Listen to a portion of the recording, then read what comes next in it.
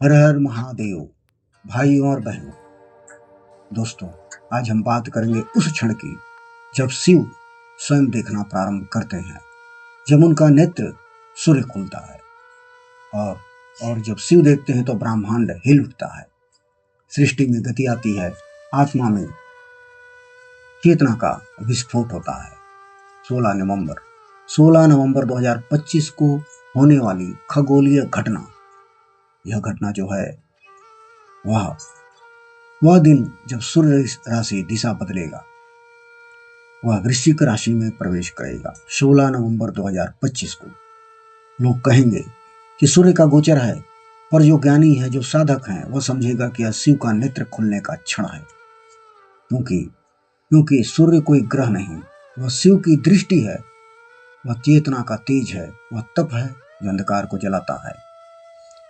चंद्रमा मनसो जातः चक्षुः सूर्य अजायतः, अर्थात चंद्रमा शिव का मन है और सूर्य उनका नेत्र। और जब सूर्योदय होता है तो शिव की दृष्टि संसार पर पड़ती है, और जब वह अस्त होता है तो महादेव ध्यान में चले जाते हैं। सूर्य ही वह नेत्र है जो देखता भी है, जलाता भी है और प्रकाश भी देता है। सूर्य और आत्मा का संबंध हर आत्मा में सूर्य का संबंध है।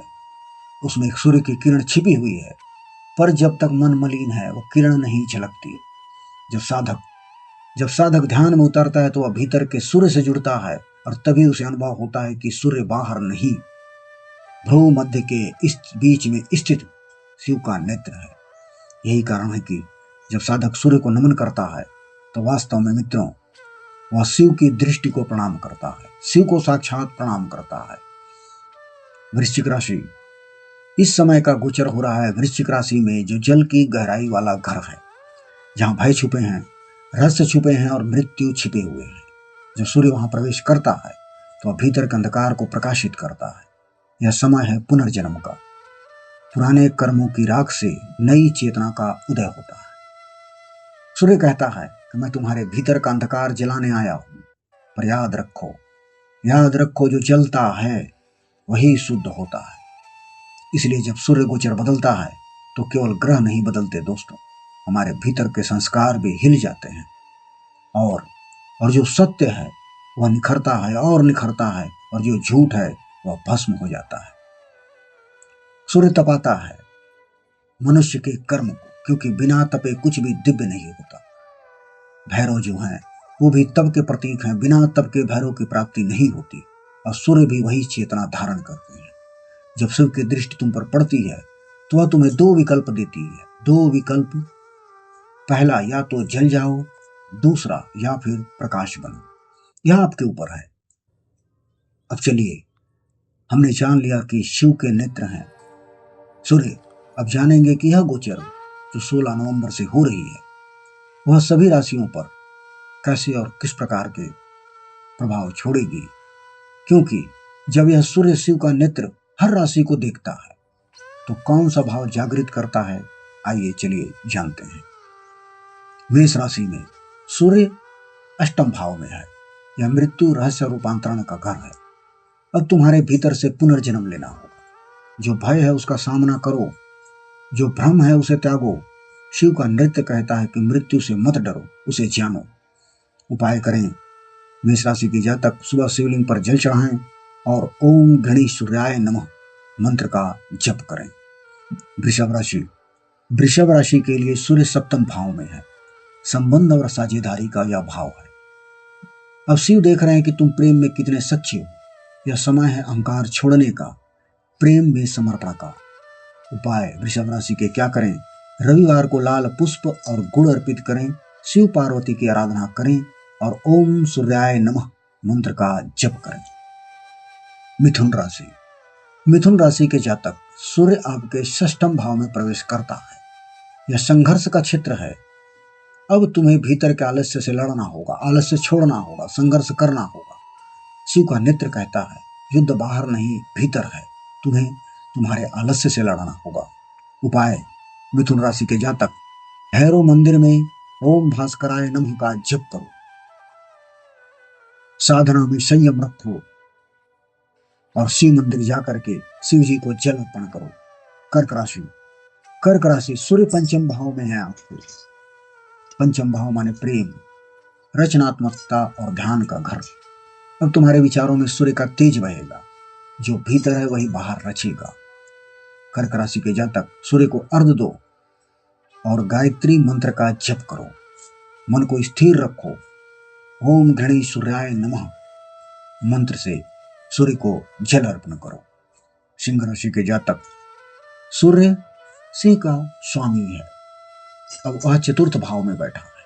चतुर्थ भाव होता है हृदय के घर। हृदय के घर में है वो। अब शिव तुम्हारे हृदय में झांक रहे हैं। क्या वहां प्रेम है या अहंकार? सिंह राशि के जातक माता पिता की सेवा करें और आदित्य हृदय स्तोत्र का पाठ करें तो यह जो गोचर है आपके लिए शुभ फल प्रदान करेगा। कन्या राशि, कन्या राशि के लिए यह तृतीय भाव में है। तृतीय भाव में साहस और वाणी का क्षेत्र होता है। तृतीय भाव, अब तुम्हारी वाणी में अग्नि है, पर ध्यान रखें वाणी प्रकाश बने, दाह नहीं। उपाय क्या करें आप? रविवार को तांबे के पात्र से सूर्य को जल चढ़ाएं।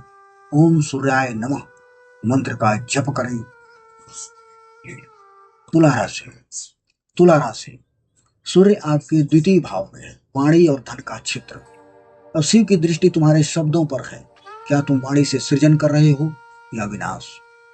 उपाय, तुला राशि के जातक गाय को गुड़ खिलाइए, भैरव अष्टक का पाठ कीजिए और शिव मंदिर में जल चढ़ाइए। वृश्चिक राशि, सूर्य तुम्हारे लग्न में ही स्थित है। वृश्चिक राशि के जातकों, अब शिव स्वयं तुम्हारे भीतर से देख रहे हैं। यह समय है आत्मशुद्धि का। जो झूठ है वह जलेगा, जो सत्य है वह चमकेगा। उपाय, वृश्चिक राशि के जातक क्या करें? भैरव चालीसा का पाठ करें, सूर्य को अर्घ दें, ओम सूर्याय नमः मंत्र से, और मौन धारण करें। मौन की साधना करें, 10 मिनट 5 मिनट मौन जरूर रहें। धनु राशि, धनु राशि के जातक सूर्य द्वादश भाव में है। द्वादश भाव त्याग, साधना और मोक्ष का भाव है। अब शिव तुम्हें त्याग सिखा रहे हैं। त्याग सिखाएंगे शिव तुम्हें इस गोचर में। उपाय, धनु राशि के पीपल वृक्ष की परिक्रमा करें, कम से कम 7 परिक्रमा प्रतिदिन। सूर्यदेव को गुड़ मिश्रित जल अर्पित करें। ओम गणेश सूर्याय नमः मंत्र का जप करते हुए। मकर राशि के जातक सूर्य एकादश भाव में है, लाभ और कर्म फल का क्षेत्र। यह लाभ और कर्म फल का क्षेत्र है। अब मेहनत रखलाएगी आपकी, पर याद रखिए सेवा में विनम्रता जरूरी है। उपाय क्या करें आप? मकर राशि के जातक गरीबों को भोजन कराएं और आदित्य हृदय स्तोत्र का पाठ करें। कुंभ राशि, कुंभ राशि में सूर्य दशम भाव में स्थित है, जो कर्म और प्रतिष्ठा का भाव है। अब सफलता तुम्हारे द्वार पर है। शिव कहते हैं कर्म को पूजा समझो, परिणाम को प्रसाद। उपाय, कुंभ राशि के जातक सूर्य को अर्घ दीजिए और हनुमान चालीसा का पाठ कीजिए। मीन राशि, सूर्य नवम भाव में है, धर्म और भाग्य का घर।